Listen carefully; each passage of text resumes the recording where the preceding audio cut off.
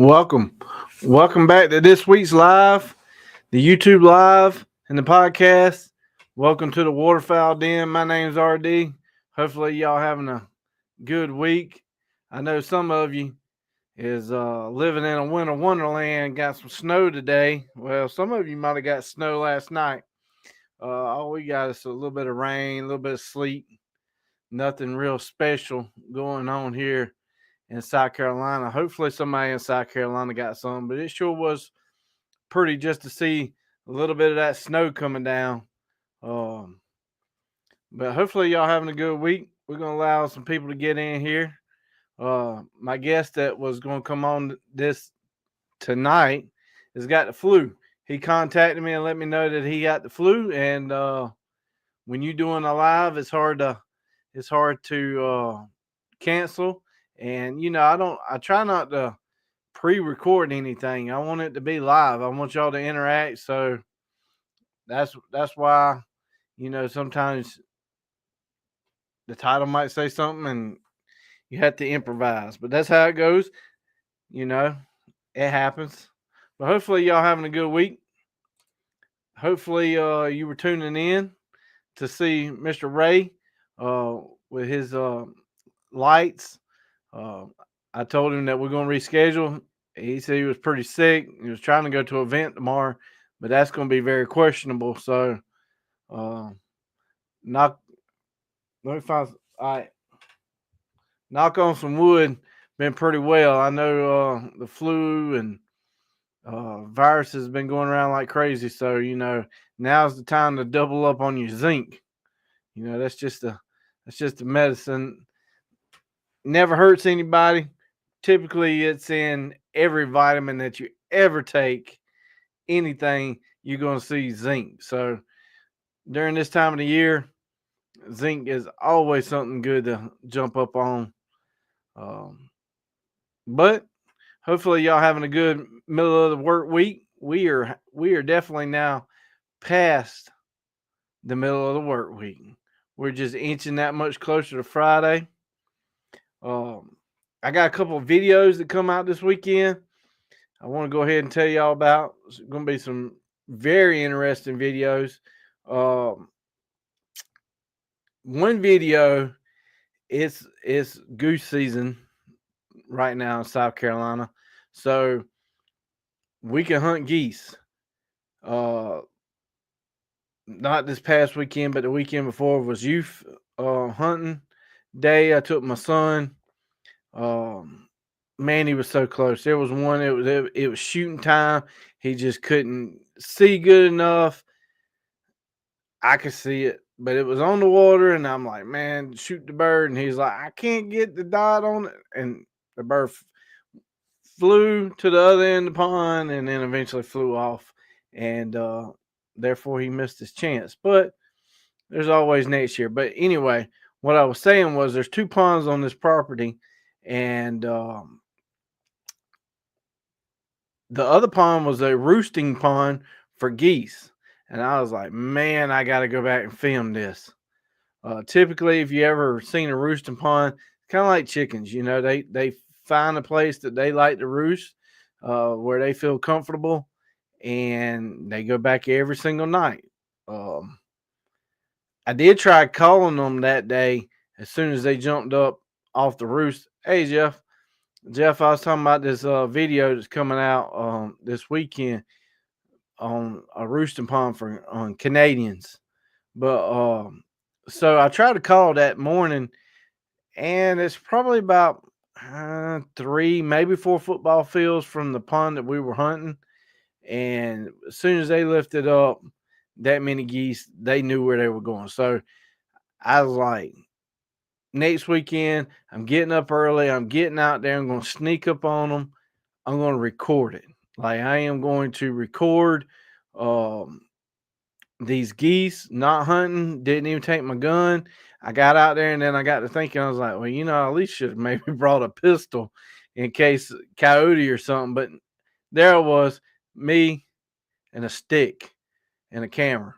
But get out there, man. This pond's got geese on them, which I knew it was a roosting pond. So They were out there. It was amazing how cool it was to be 20 feet from them. There's a difference in geese that you see at the cemetery that you're just throwing bread at them. You can get pretty close to them because you're obviously feeding them bread, so that's why they are there. Uh, Appreciate it, Jeff. Um, so I get there, man. These geese are all over the pond. They're just quacking, and well, they ain't quacking. Sorry, they're honking. They're honking here. They're honking there. They're moving from one side of the pond to the other side. And what blew my mind, there was many opportunities learned in this video. Like when you watch this video Saturday, you learn so much how these geese interact with each other. You can hear how they honk, how they moan. What really blew my mind was, and that don't take much. I know somebody's thinking, well, it don't take much to blow. You're right.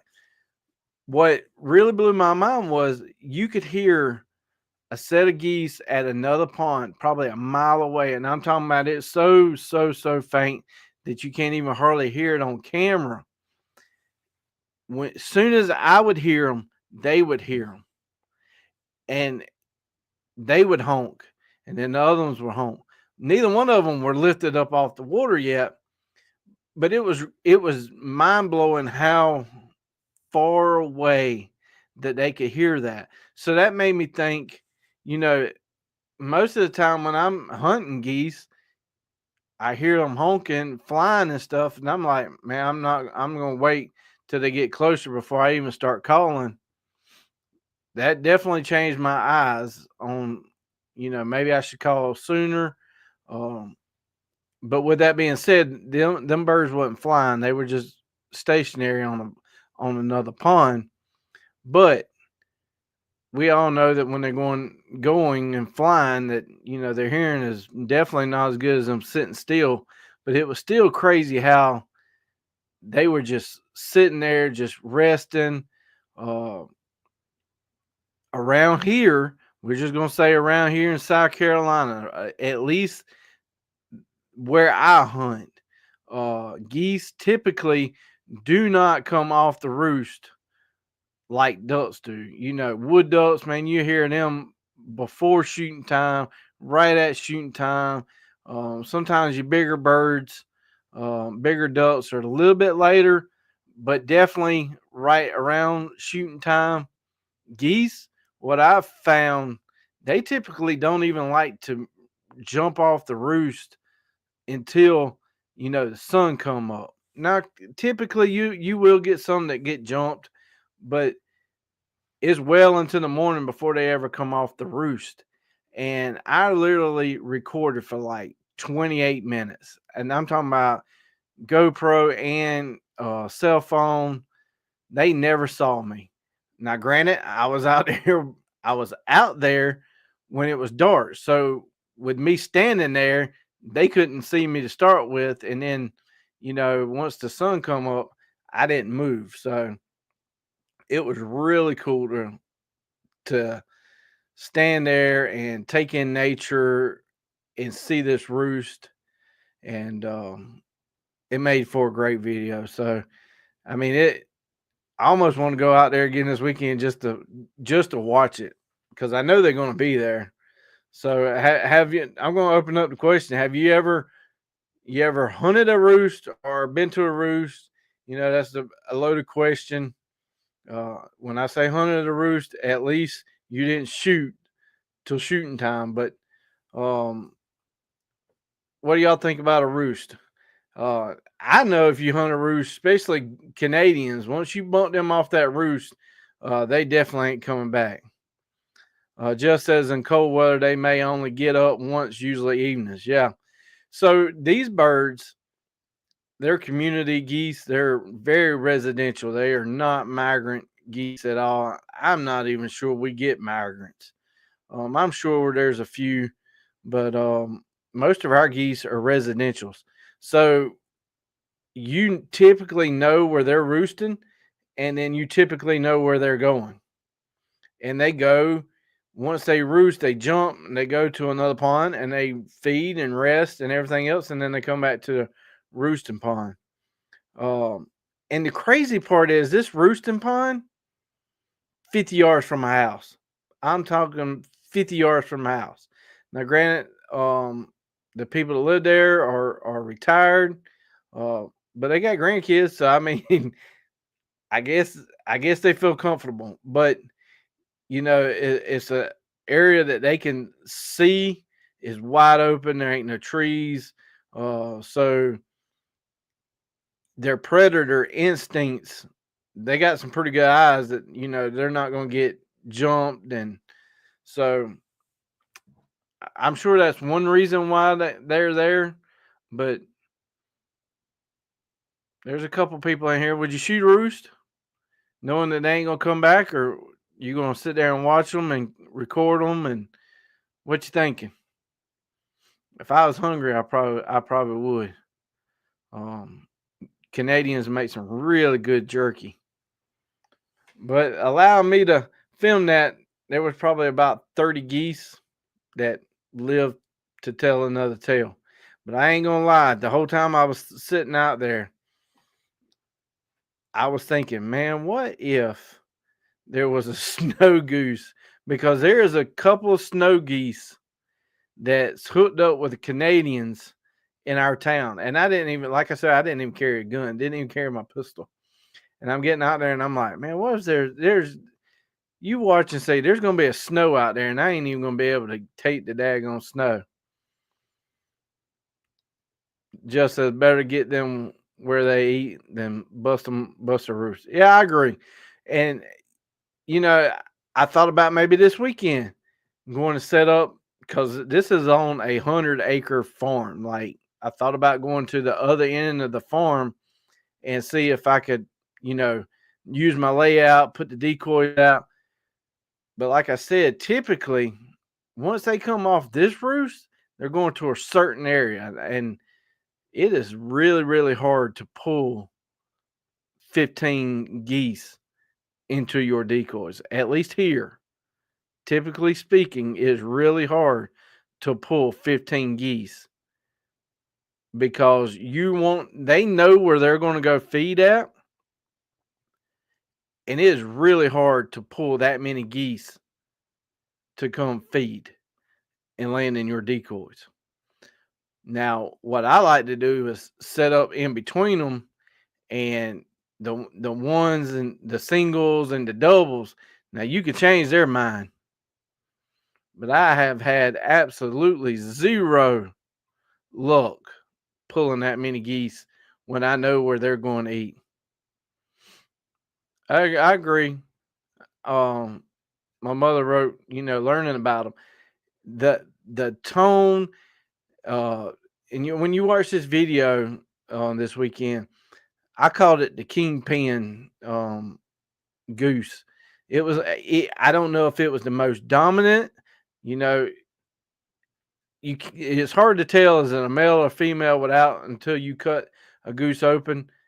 If anybody else knows how to tell them, please enlighten me, because everybody I talk to, even the taxidermists, they say that they don't know until they cut them open. But there was this one goose that honked the whole time. I don't know if that was like the lookout goose. Was it the older goose? Was it the most wise goose? Was it the most scared goose? I don't know. But in this whole 30 minutes, there's one goose that's constantly like, I have chickens. So a rooster constantly takes care of his hens. Now I know that ain't how it works in the goose world.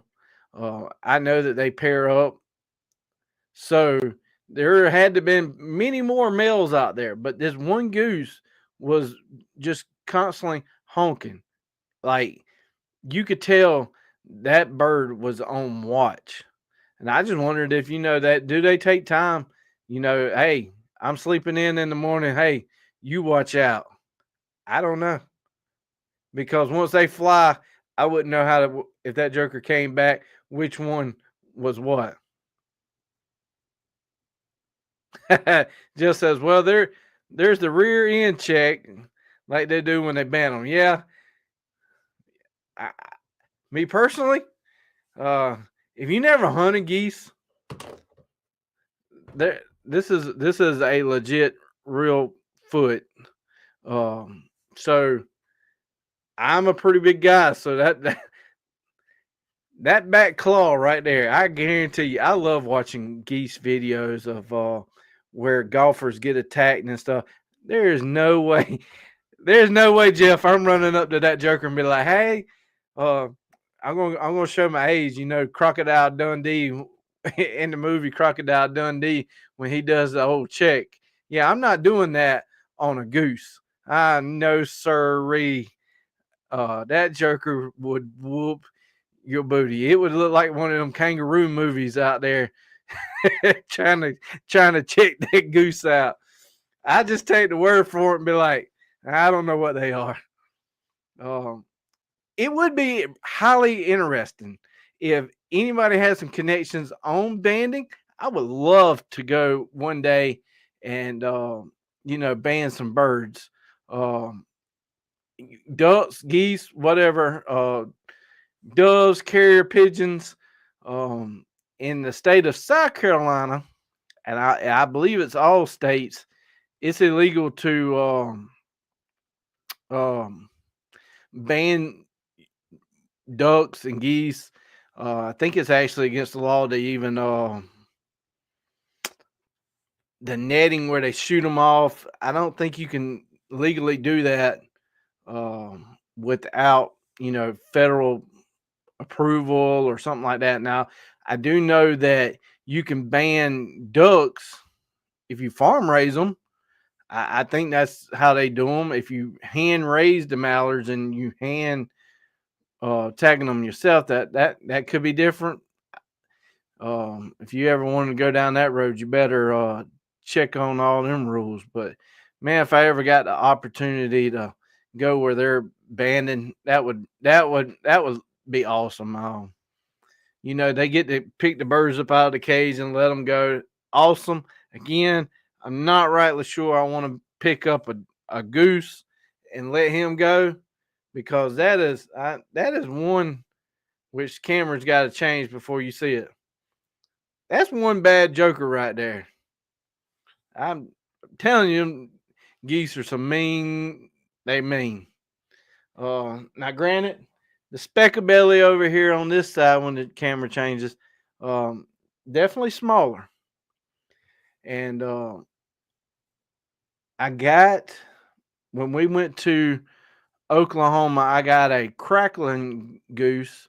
Um, it is the size of a mallard, so I can't wait to get that one mounted, and I'm gonna put it in the exact same flying pose as my Canadian, and they're gonna be side by side that you can see the difference on that.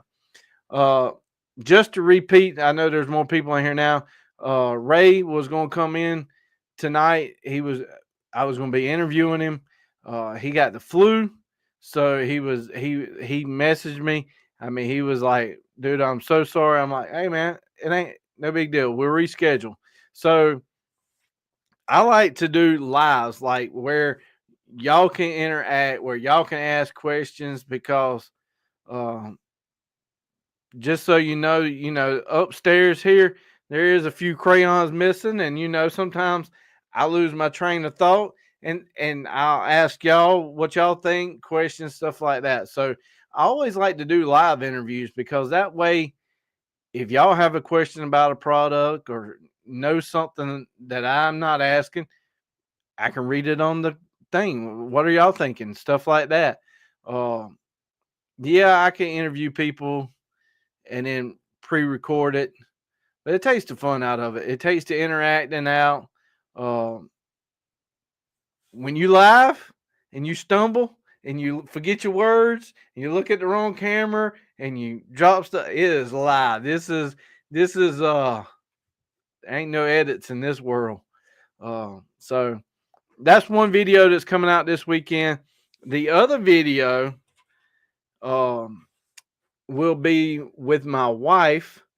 Uh, it's that time of the season, in between waterfowl season and turkey season is garden season. So Sunday's video is all about how she's prepping her seeds. She's already started her seeds, how she does it.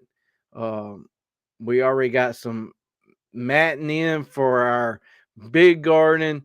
Uh, Probably maybe into March if it's dry. If not May, definitely we'll start working in the garden, getting that turned over, getting it disced in.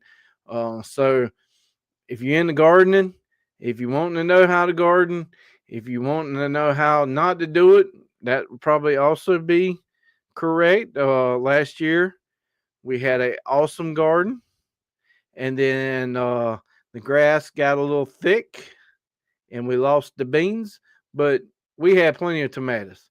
There is one thing about it. If nothing else, we have a massive tomato garden. When I say we plant tomatoes, I know last year there was 100+ tomatoes in our garden. And people say, "What in the world you do with that many tomatoes?" And I'm not, and honestly, I don't like tomatoes.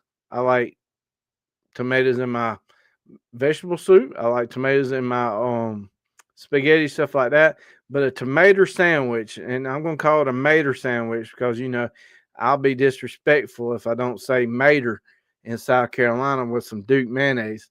I am not a mater sandwich kind of guy. I really don't even like tomatoes on my hamburger because, and this is the main thing. Um, when you get a hamburger, the lettuce is always cold. Now I'm talking about like restaurant. The lettuce is cold and the tomatoes cold. And here I am. I got this nice sizzling warm hamburger, and when I bite into it, my mouth don't know what to do. I got a hot hamburger with this cold tomato and cold lettuce. I don't like it. Now, granted, if we cook hamburgers here at the house, our tomatoes are inside. We'll slice them. They are room temperature. I will eat a tomato on the hamburger then, but I do not like cold tomatoes. And I'm sure I'm not the only one. Well, I might be. I'm pretty strange. I'm pretty picky on eating too, but the size, the size and structure of my body would argue the fact that I'm not a picky eater, but I am a picky eater, and it's okay.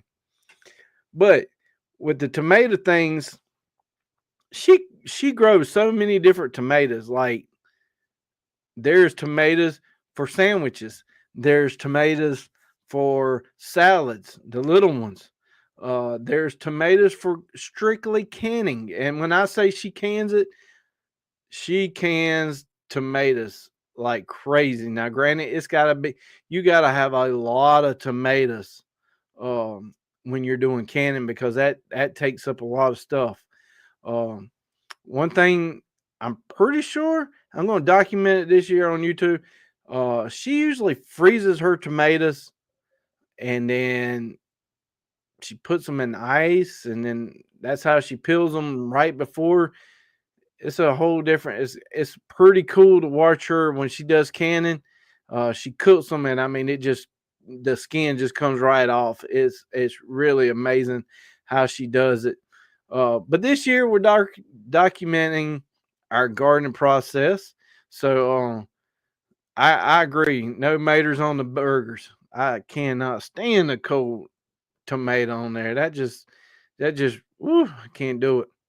Especially just a tomato sandwich.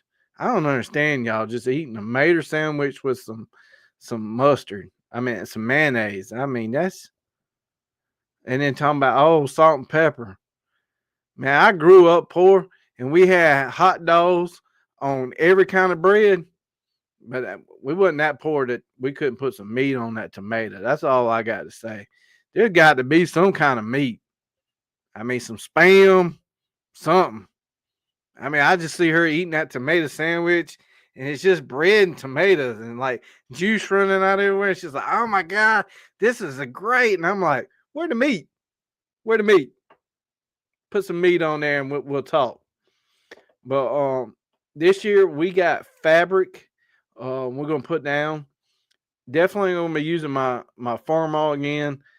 You know, two tractors that blow my mind. Again, that don't take much. Two tractors that blow my mind if you have never used them. A farm all Cub or Super A, either one. We're just gonna say farm all, and a Ford 8N. Now, both of these tractors have hardly 0 horsepower. I think a farm all has like 9 horsepower. I mean, in today's world, I think there's weed eaters that have 9 horsepower. Now, granted, we ain't talking torque. I understand that.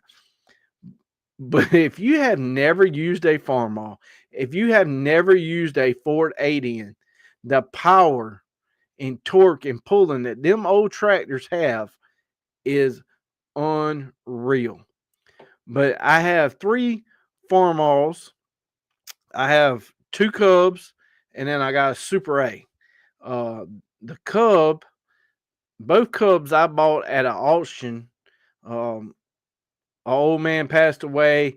I got 2 Cubs and all the attachments and everything cheaper than one, and they both ran.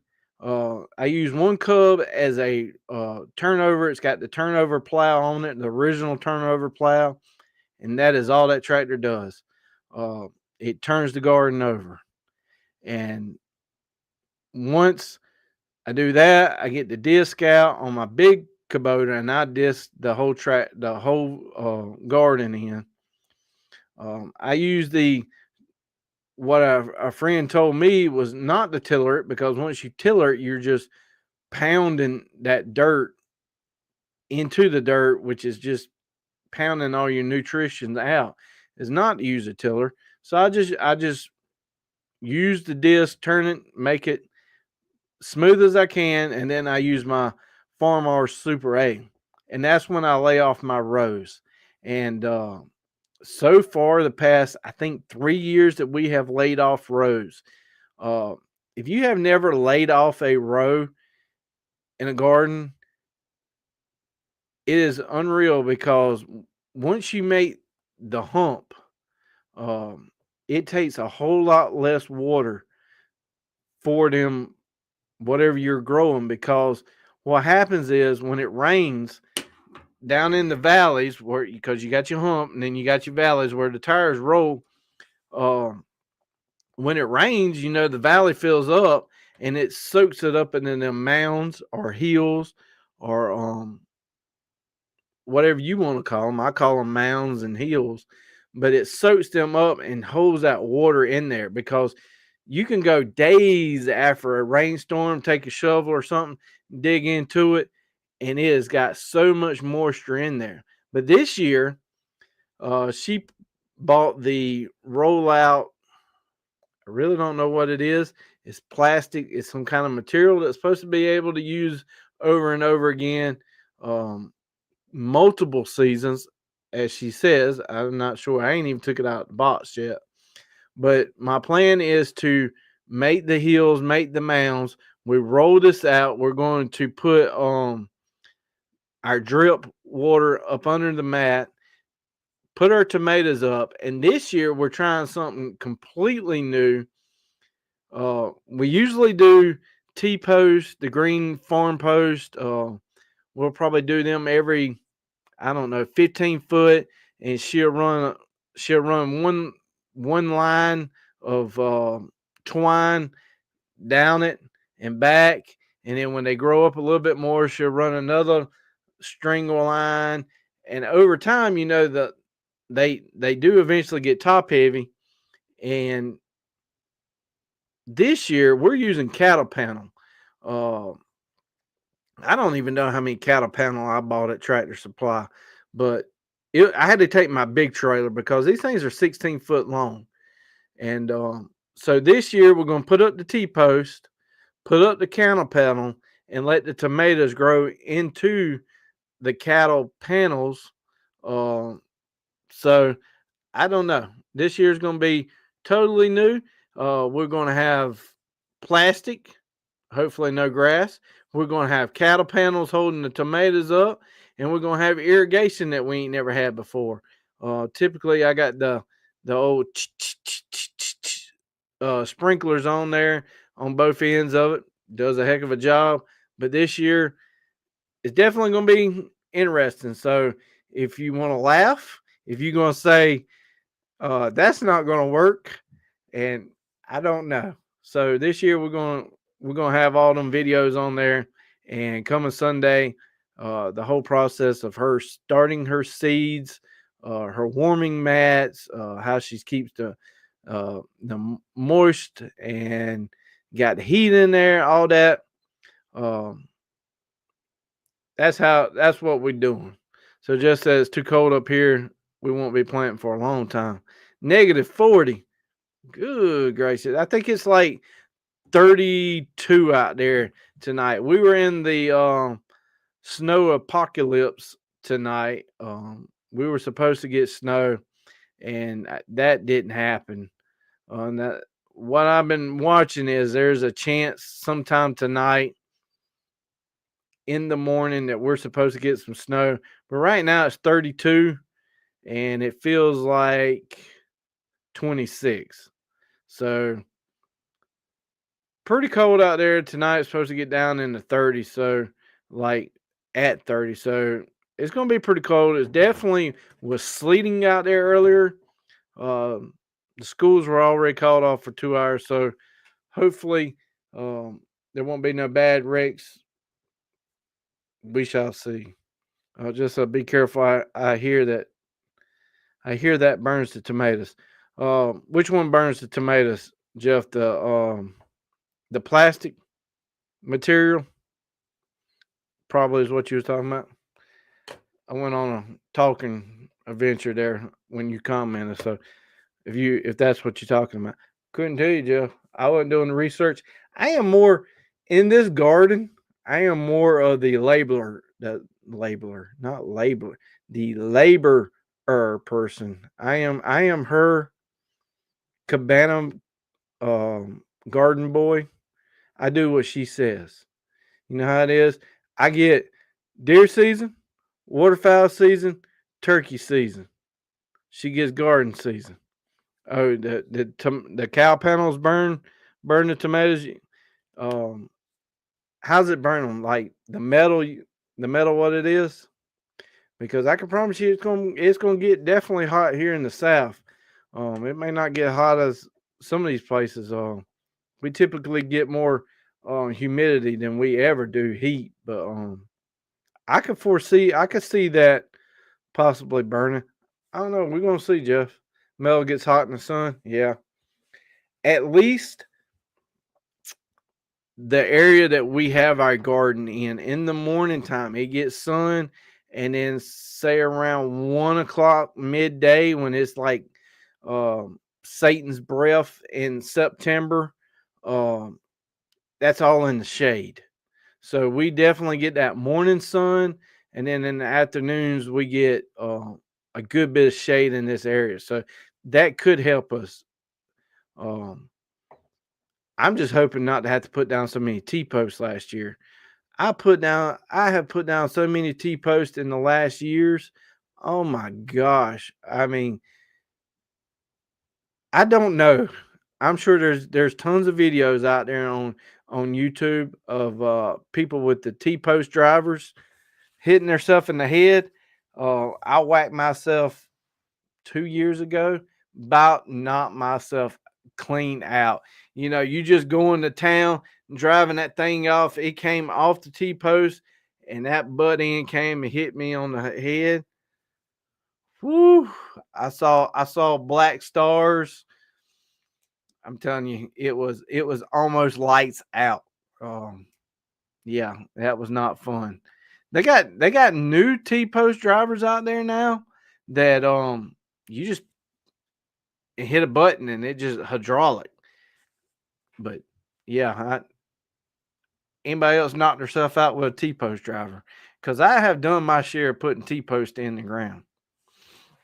Now, one good thing about taking them T post out is I use the tractor to take them out. I take the Kubota and I just go over there with the front end loader and I just grab the T post and just just pull them out of the ground. So pulling them out is 1,000 times easier than putting them in. But man, yeah, I know she's gonna plant some cucumbers. So far, what I recall from the video, she planted some cucumbers, broccoli, cabbage, and something else she planted. I don't think she started her tomatoes yet. Um, she plants some purple hull beans, and them are really easy to shell. And when I say we probably plant like 3 rows of them purple hull and massive amount of beans. She cans them. She does a lot of canning. She does a lot of um there we go with that live. I'm blank. Pickling. She does a lot of pickling. And I can't stand vinegar. It's just ugh. I saw I saw a woman on YouTube the other day at one of these shorts. She was like, we pickle everything these days, but we don't pickle cucumbers. And I'm like, well, that's what a pickle is a cu. Okay, but we're gonna do that. We're gonna show some of the stuff that she cans, stuff that so far. Let me knock on wood. The pressure lid has not went into the upstairs floor yet. So I mean, she must be doing something right. Um, Tomato rings are metal, so they know. Find out. I guess. Yeah, Jeff. But we are traveling down this road, mostly blind. We're going in at Ray Charles mode, completely blind, and what works may work, and what don't work, we will definitely document on what didn't work. But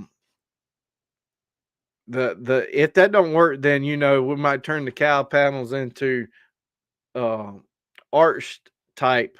Um, that's one of the things that she was watching was some of these people that take these cow panels and they arch them over and everything grows in them, and then they plant under it for things that can't have a lot of sun, shaded. So who knows, man? If mama's happy, not my mama.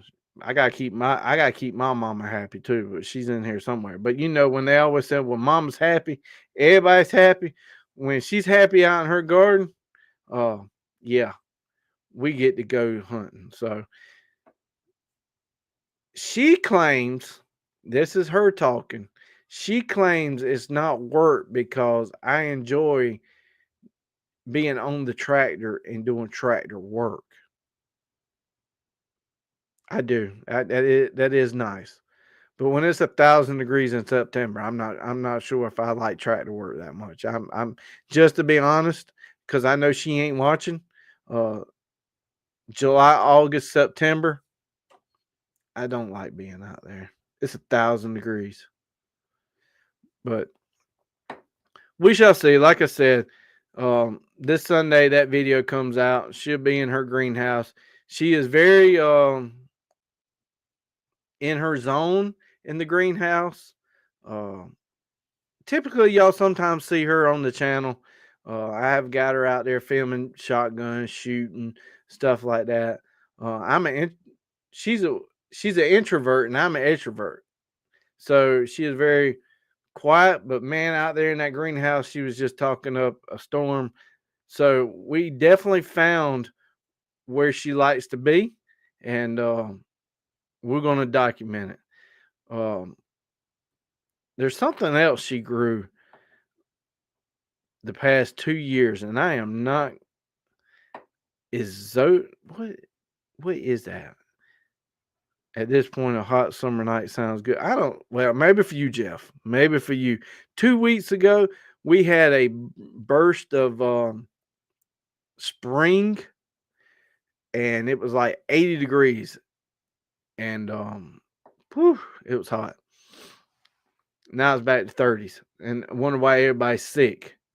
Um anyway, um I gotta Google what she grew. I know it starts with a Z, and I am not even going to pronounce that right.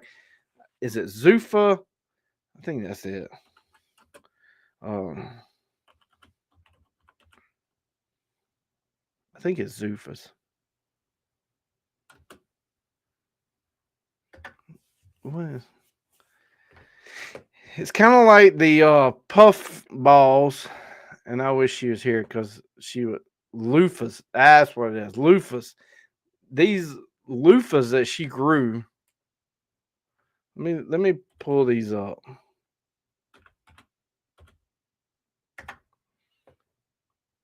All right, so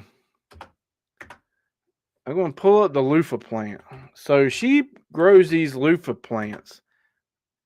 Oh, thanks, Mom. Now you're 30 seconds late on the comment. All right, so I'm going to pull this. I'm going to show this picture here. Share screen. All right, so these loofah plants, when I say they are massive, I'm talking like massive. And she grows these loofahs, and then they got seeds in there, and she has to crack them open and get the seeds out. So she reuses them. Um, Again, they once they are dried, they kind of look like this. Um, and I don't remember how she peels them, but eventually she gets them to this looking. So what she done was she took them and cut them, and maybe like an inch thick. Um, she Let me get rid of that screen. So she cut them in about an inch thick, and she put them in some pans that she got from Goodwill or Dollar General, like muffin pans. She put them in there, and then she put soap in the loofahs, which then became loofah bath scrubbing. Basically, you got the loofah scrub with, and then it had built-in soap. And she gave them away for Christmas presents, and they had all kind of smelling things in them. Pretty much every woman that got them for Christmas highly enjoyed them. So I'm sure we're going to be growing some more of them this year. Um, that was very interesting to see come out of a garden and turn into something you use in the shower. I'm not even going to lie. It was definitely something different.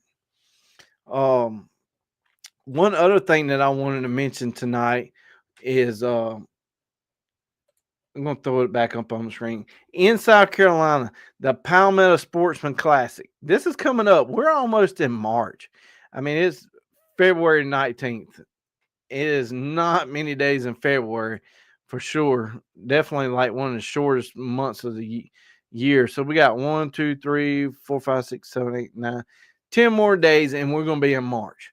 Mind blowing. So if you're in South Carolina, the Palmetto Sportsman's Classic is going to be March the 28th through the 30th. So that's a Friday, Saturday, Sunday event. Um, awesome show. I go every year. They got fishing, hunting, turkey, duck calling, fishing, all kind of vendors, amazing food. If you have not been to the Palmetto Sportsman Classic, I highly recommend you going to it. They got these fish ponds out there, DNRs measuring deer antlers, uh, all kind of stuff. General admission's like $12. I think you got to pay like $5 for parking, but they are on Facebook. But I highly recommend y'all go check that out. It's great for the kids. Oh my goodness, my son goes with me every year to this Palmetto Sportsman, and they got like little BB guns set up where you can shoot stuff like little paper targets, all kind of whatnot stuff. I think he comes out with more candy than almost Halloween. But there's a lot of vendors who set up that are guides. So if you're looking to go on a guided hunt, pretty much every guide service is going to be there. I mean, there's Real Foot Lake. They are hog guys. I mean, they are everywhere out there. Typically, I go and I make a couple videos, but this year I will not be able to make it. So don't look for me for a video for the Palma Sportsman Classic because I won't be here. I'm going turkey hunting, and I hope to scratch off that Rio. So this year, I did want to say that because literally that is like 4 weeks out. And if you like, again, if you are in South Carolina, I highly recommend you go check that out. Great food. I mean, it is like state fair food. So if you know about state fair food, they got it. And if you're looking for a boat, it's also the great time to go because I have a ton of boats out there. You can get on them, you can sit on them, you can get on a boat and feel like a millionaire. These 70, 90, $80,000 pontoons. Um, Walk around in them, feel what it feels like to be rich. Um, and then think, man, I could catch just as much fish in my aluminum boat as you can in this $100,000 pontoon. But they got all kinds of stuff going on, and like I said, I highly recommend it. That's probably like the biggest event that I know of in South Carolina. We mainly have it here. Um, so again, South Carolina, go check that out. Put that on your calendar. I really been watching some pretty good videos out of the Turkey Federation event this past weekend. That looked like a really good event, and that's why I was telling Jay, who comes on my channel a good bit.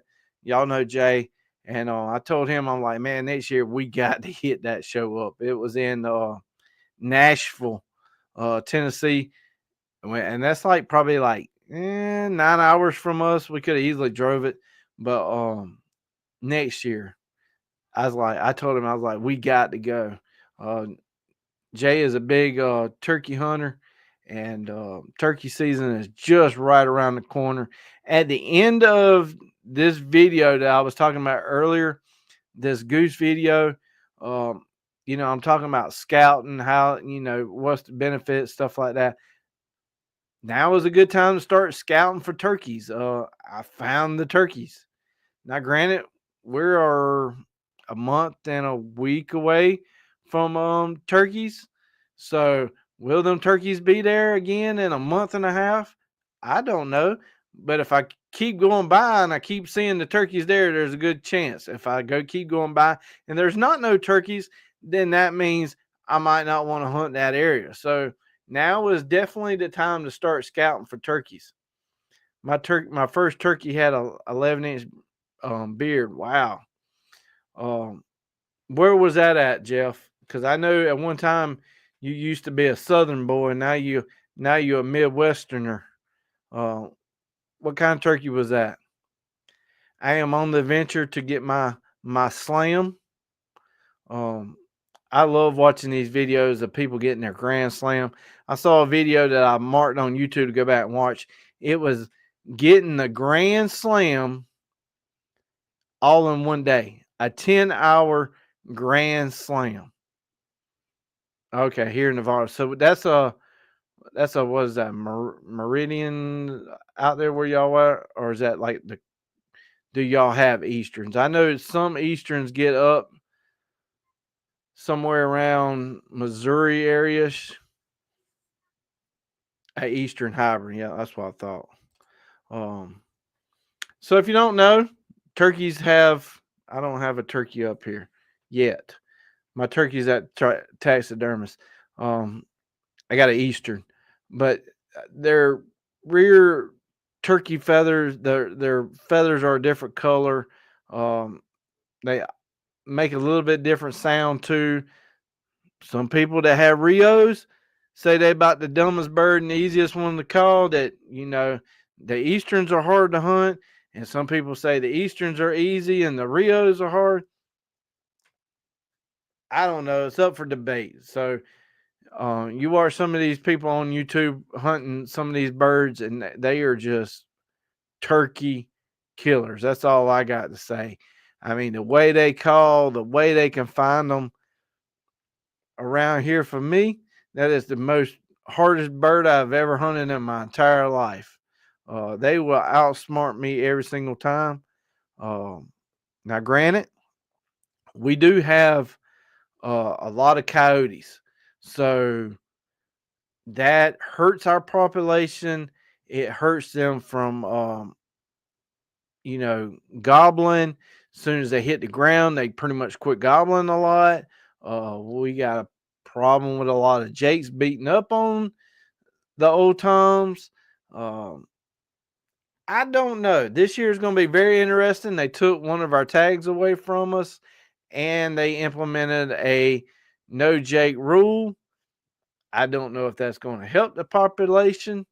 Um, like I said, I know for a fact that a lot of jakes beat up on all these toms, and then the toms, as soon as they hit the ground, they don't gobble anymore. Um, Very, very interesting. Wherever you hunt, they have the hardest to hunt. I agree. I agree, Jeff. That you know, whew, I just think turkeys are hard to hunt. But maybe the older I get hunting turkeys, this is my fourth year hunting turkeys. So I'm still learning greatly. Like, the first year it was the big blind trying to hide. Well, that wasn't once the turkey went one way, you're stuck.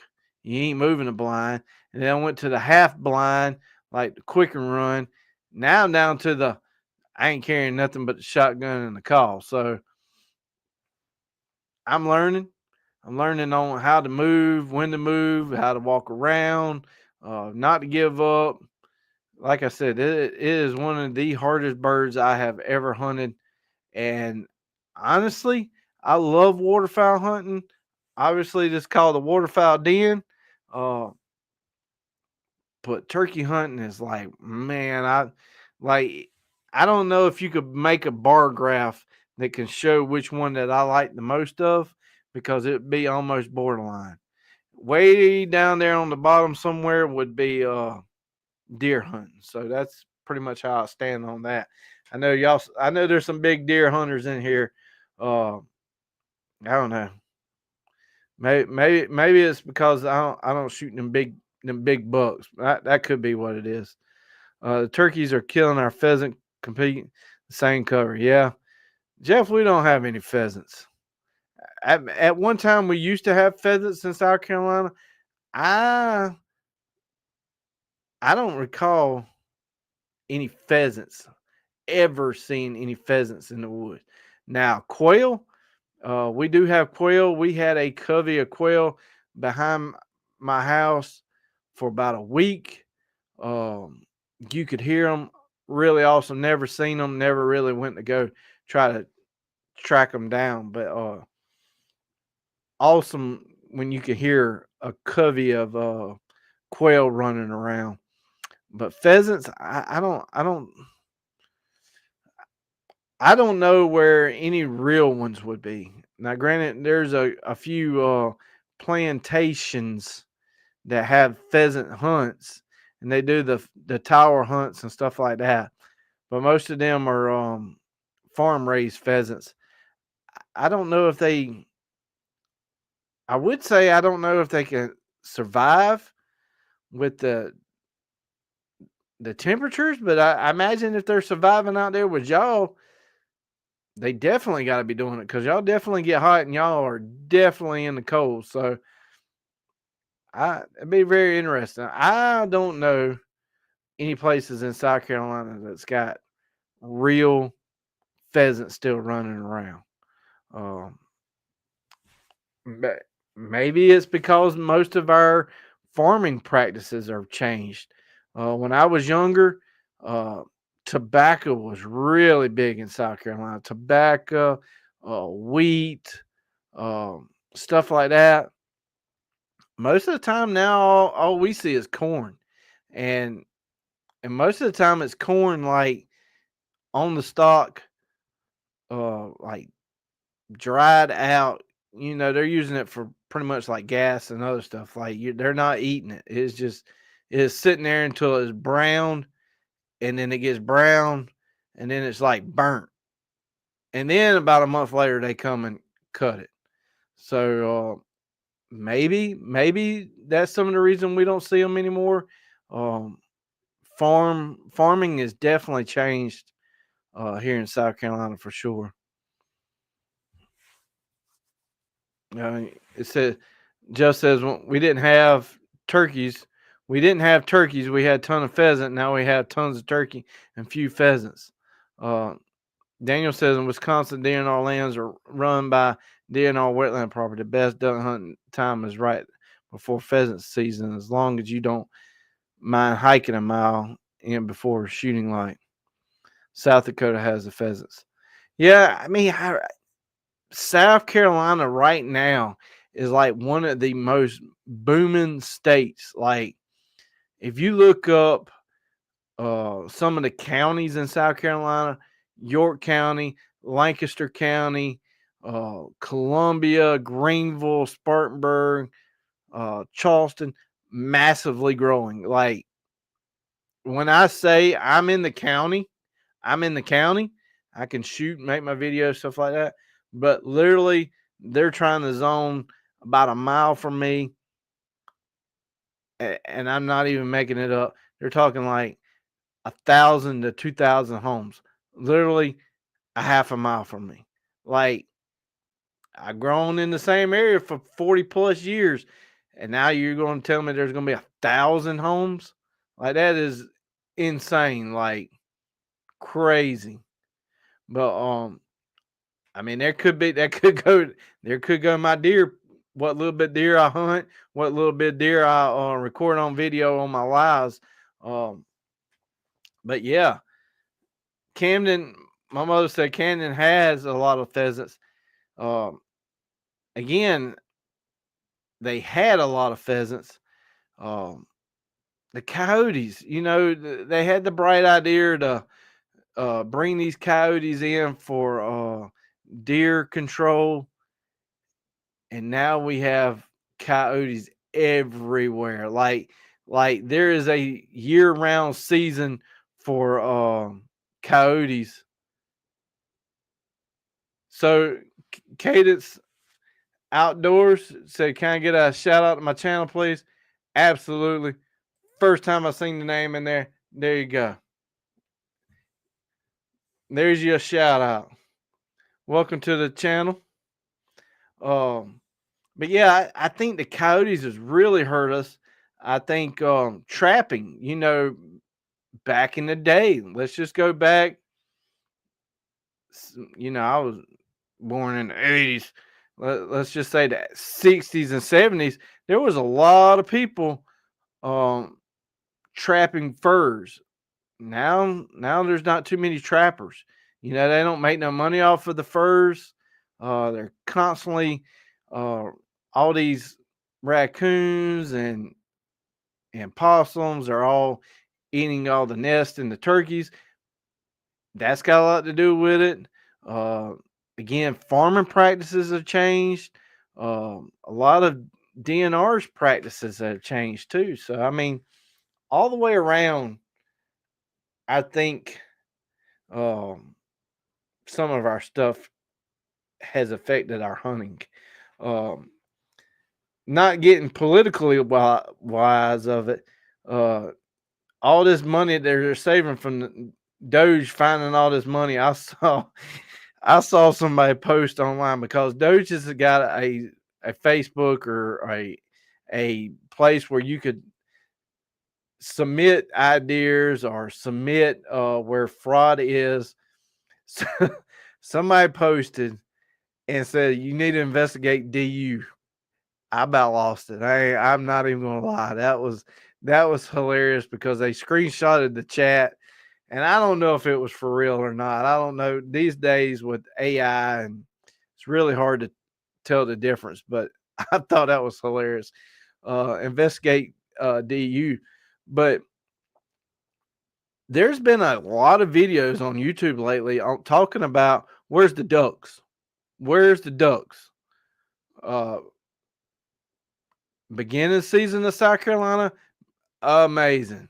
The last part of South Carolina, terrible.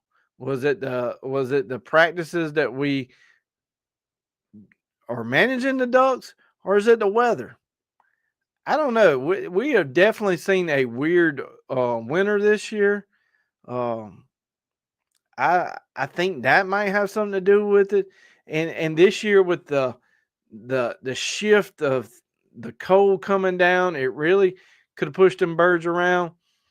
But maybe they stay in Canada. Maybe one day Canada will be part of the United States and we could just go hunt Canada without having to do all this passport stuff. Jeff says coyotes are thick here. You can hunt them year round, no permit needed. I still think you got to have a permit in South Carolina. But yeah, you can hunt them year round.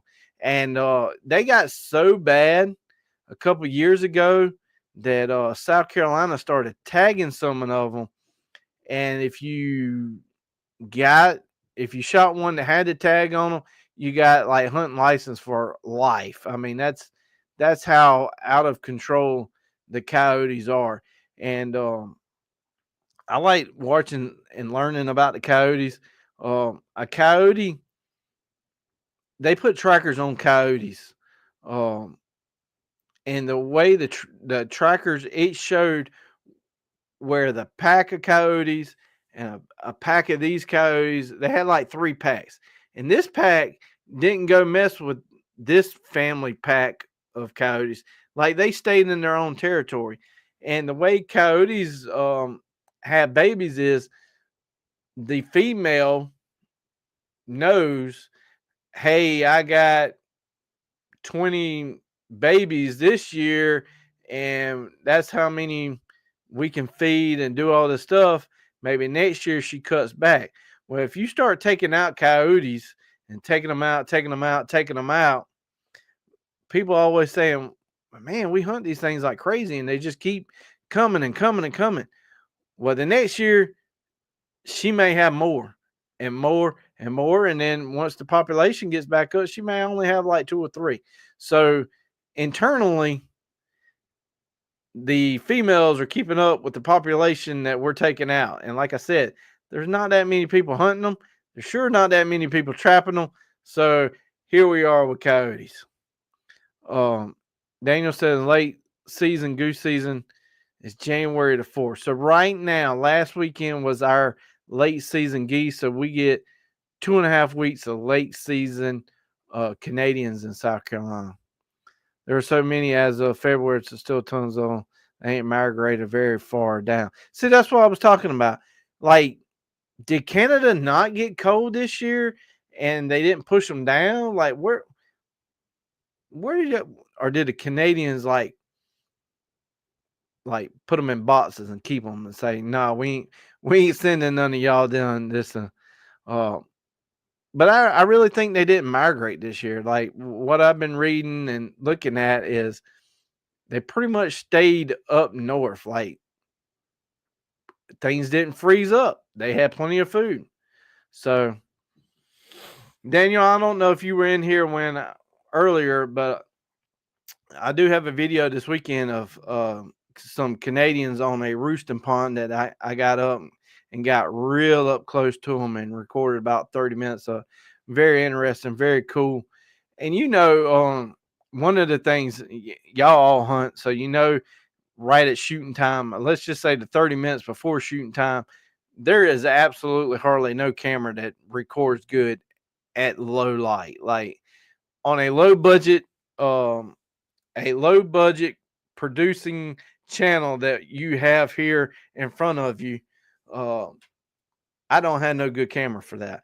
But to get out there and to be able to record good quality, uh, it was really awesome. Like I'm telling you, I had just as much fun recording these geese on that roosting pond. Canadian, not Canadian. Canada's. They're Canadians. Canada's. Man, these geese we have are American. They're Americans.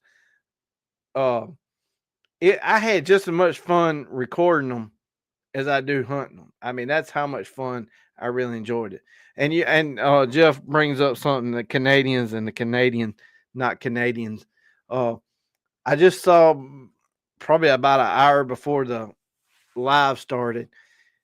So if you have not, I'm not a big hockey fan. I don't watch hockey, but I did go watch the highlights of the Canadian and the United States hockey. Where if you haven't watched it, at the very beginning when they were singing our national anthem, all the people were booing the USA. They were talking so much trash um, before the game even started, and when the game started, they got in a big fist fights. USA won. Um, so there was this picture, and if I didn't even save it, it summed it up. There is a American eagle on top of a goose, pushing it down into the snow, like just beating that goose down in there. And the caption was all summed up in one picture: American versus Canada.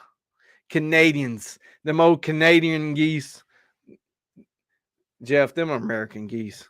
We have American geese. I'm not even sure we even have a Canadian geese. These geese around here probably never see Canada.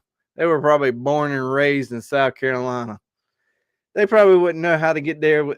They would have to pull up Google Maps. Um, that's the bad part. Hunt, no catch, release hunting. They play tomorrow for the championship. ESPN. That could be very interesting. So who's gonna win? Who do you think, Jeff? Who's gonna win? Because I definitely don't watch hockey. Now, if you want to watch college football, I definitely uh can do some college football, but I know nothing about hockey. Like I would don't know anything about the rules.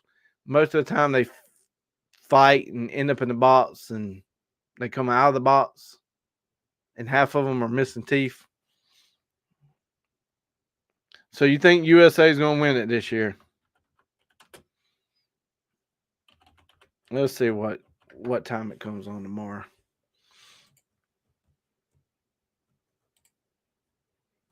Let's see. So where to watch U.S. Canada? See, that's why I want to say Canada. I get my Canadians and Canada. See, this is a part of that live that I was talking about earlier. You can't go back and take these edits out.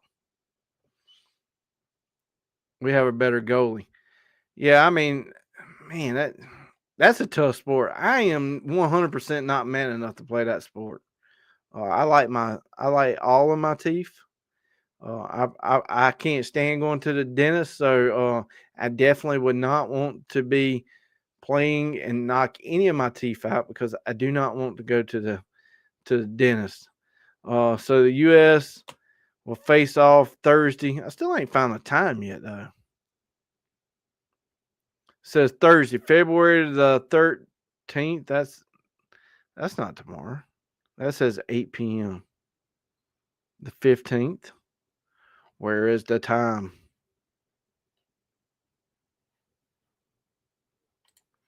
Schedule. All right. By the time I look this up, you probably gonna comment it's a rough sport. Absolutely, it's a rough sport. It says they will play tomorrow at 8 p.m. Eastern Standard Time.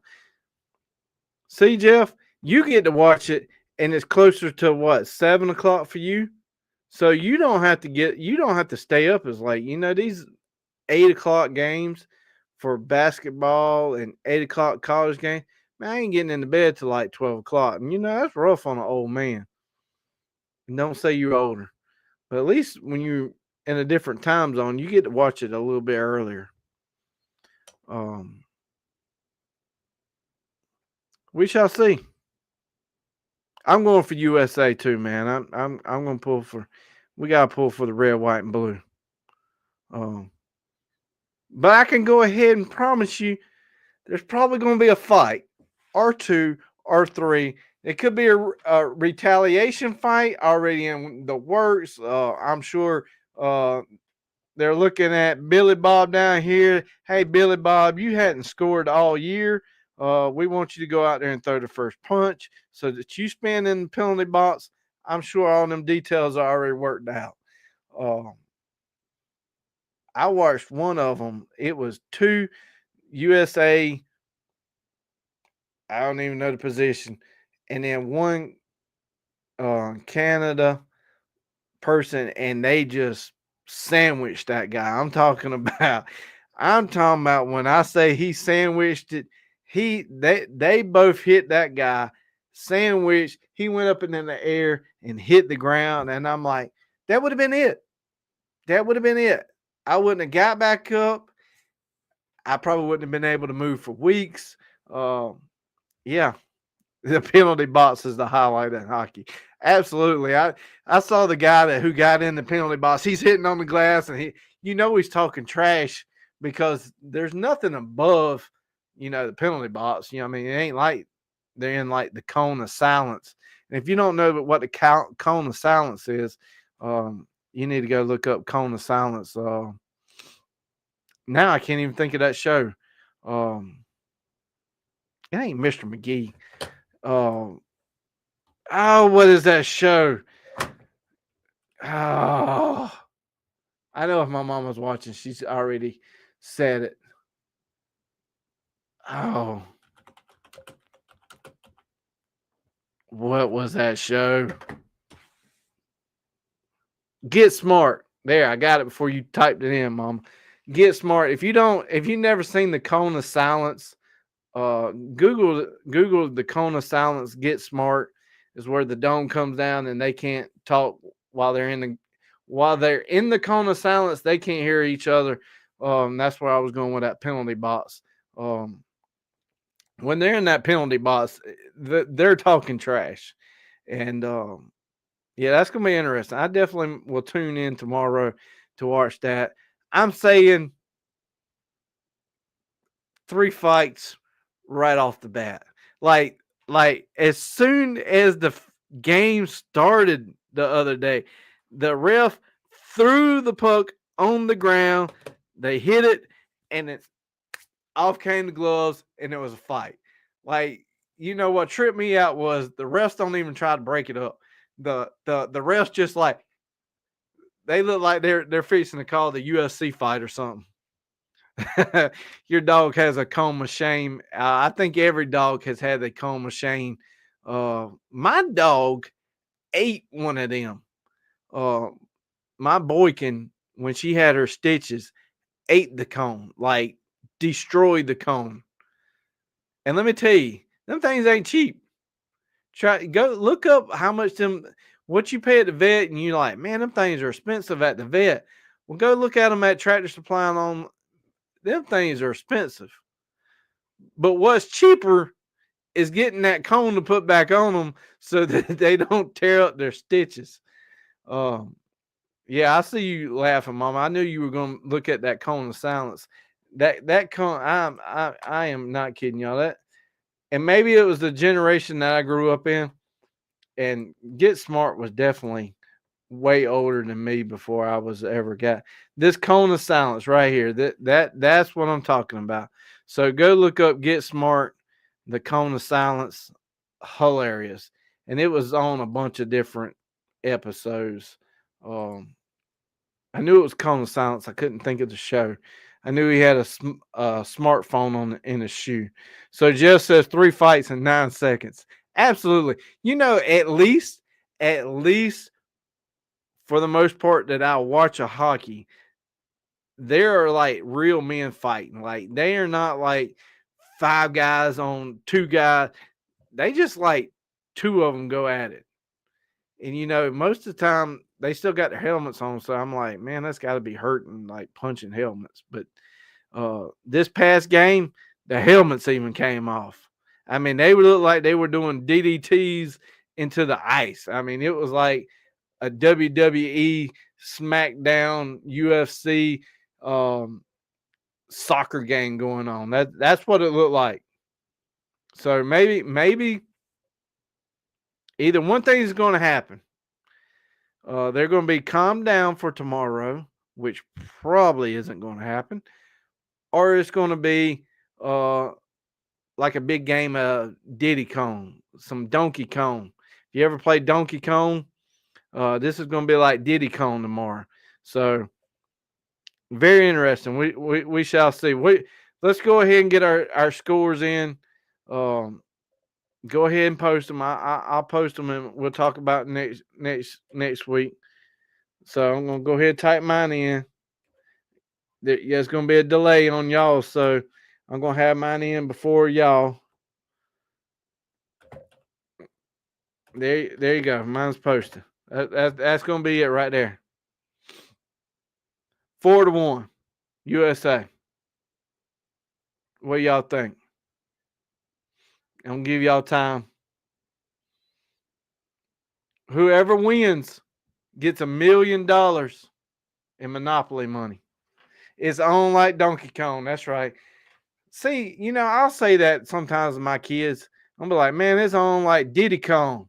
And they look at me like I got 15 heads. They don't even know who Donkey Kong is, much less Diddy Kong.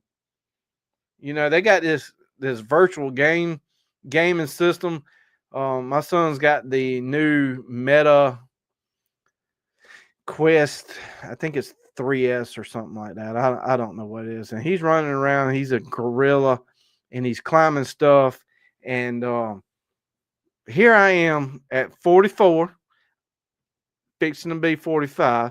I'm like, let me try these virtual reality things. I put these on my head, and I about fell on the floor. Like my vertigo, equilibrium, whatever you want to call it, started spinning. I literally thought I was falling when I knew 100% my legs was not moving. Like I know that they wasn't moving.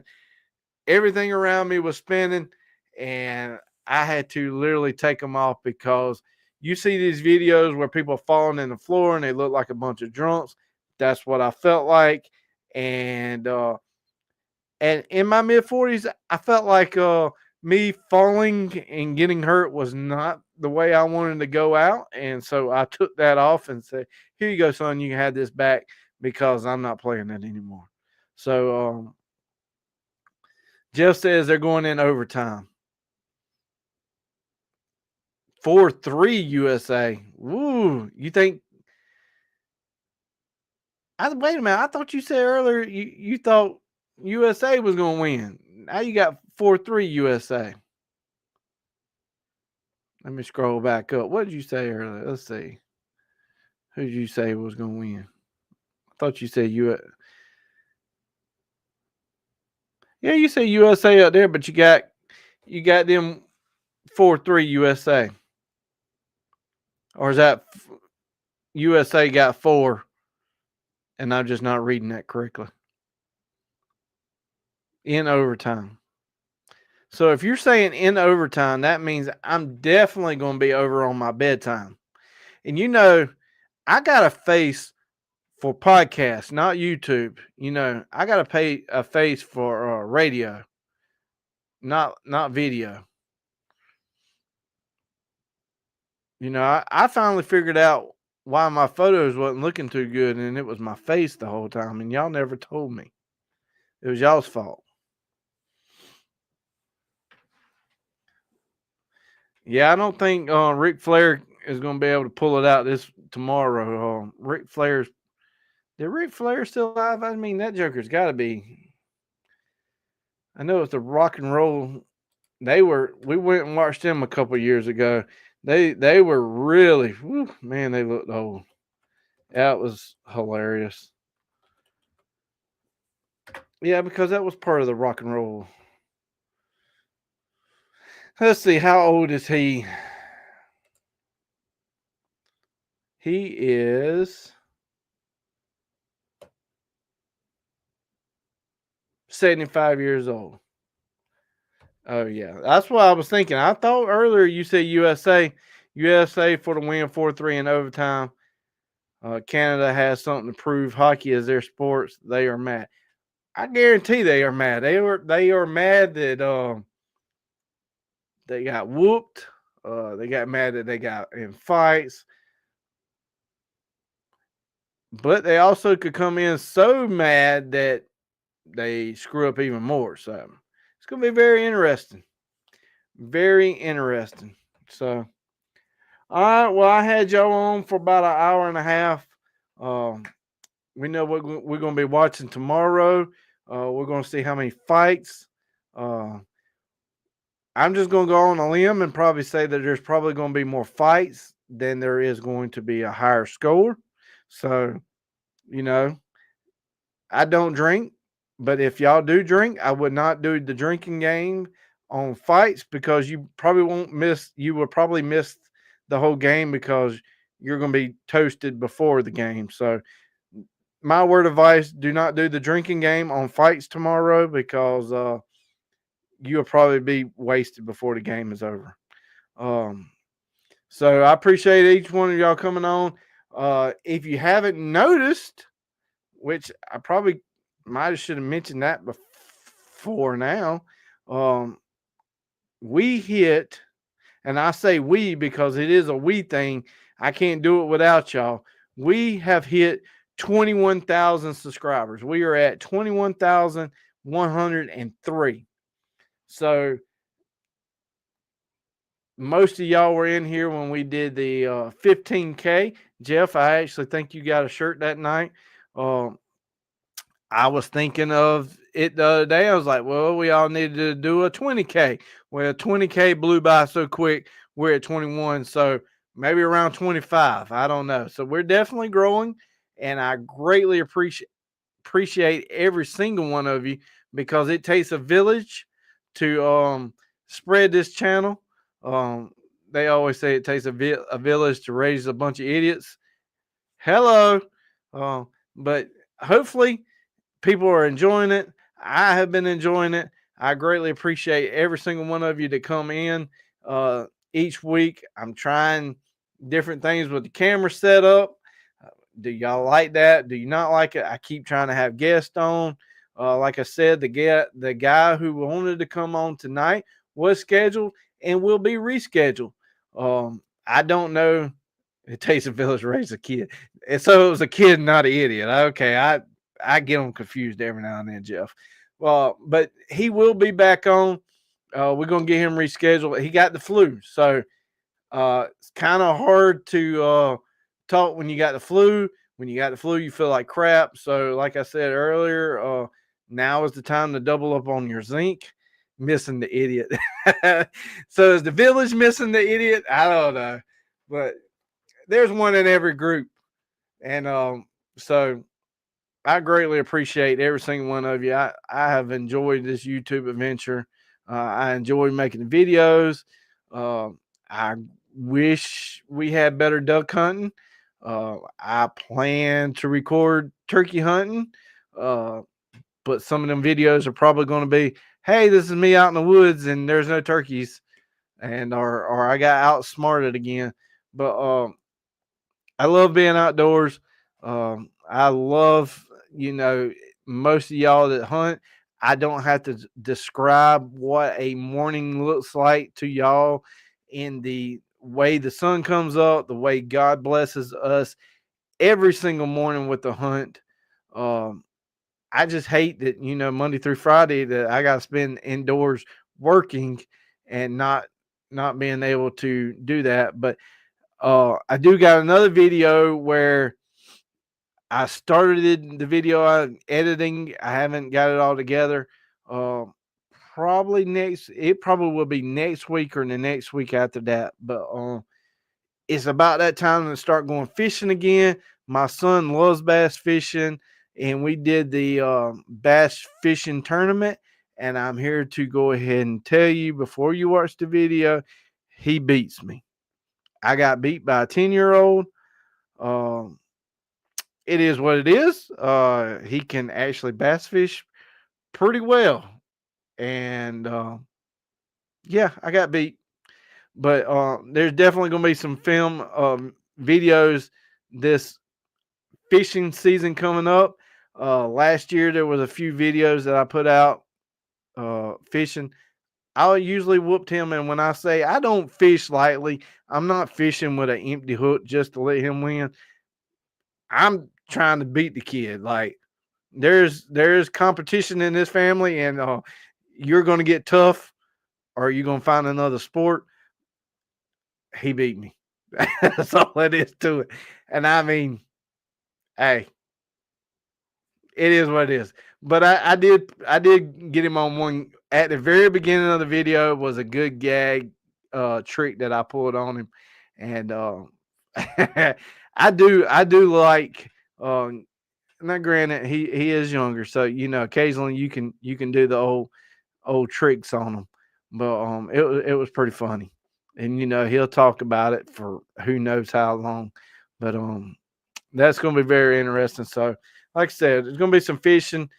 He likes the bass fish. He likes the catfish. So there's going to be some of that. And until next week, y'all have a good week. If you got snow, be safe. I don't want to lose a subscriber. And keep spreading the word. And I greatly appreciate it. And y'all be safe.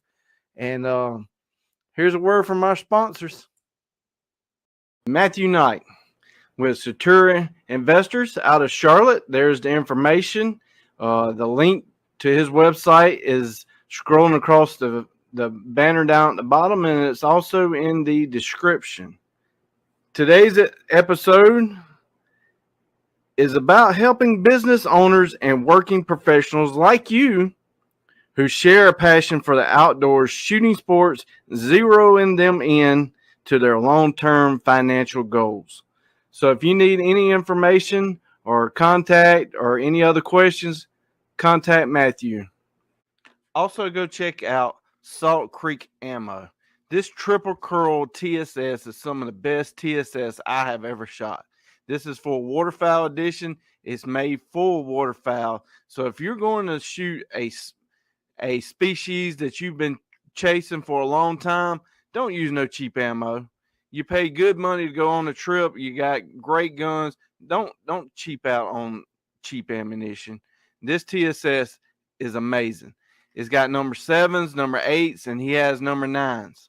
So go check out saltcreekammo.com. Here you will find any kind of ammo you're looking for. He has custom loads, TSS in 10 gauge, 12 gauge, 20 gauge, low pressure ammunition. You got Predator ammunition, turkey ammunition, anything you're looking for, give Keith a call. Also to the channel, Kicks Industries, most people will know them as Kick Chokes, has came on board, and I have done a bunch of series lately on waterfowl choke tubes, turkey choke tubes, deer choke tubes. So go check out Kick's website for all of the chokes that can fit your guns. Flint Ridge Hauling Service, LLC, has partnered up with the channel. It is your go-to provider for all your hauling needs.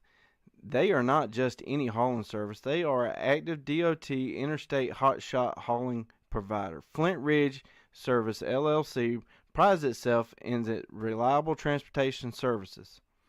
This team ensures that your cargo is delivered safely and on time no matter the distance. Whether you need to transport goods across the county or state line, they have the capacity and the expertise to meet your hauling needs. Equipped with a smooth riding 40-foot air ride equipped trailer and a max hauling capacity of 20,000 pounds, there's no load too big or too small that they can't handle. Look no further than Flint Ridge Hauling Service, LLC.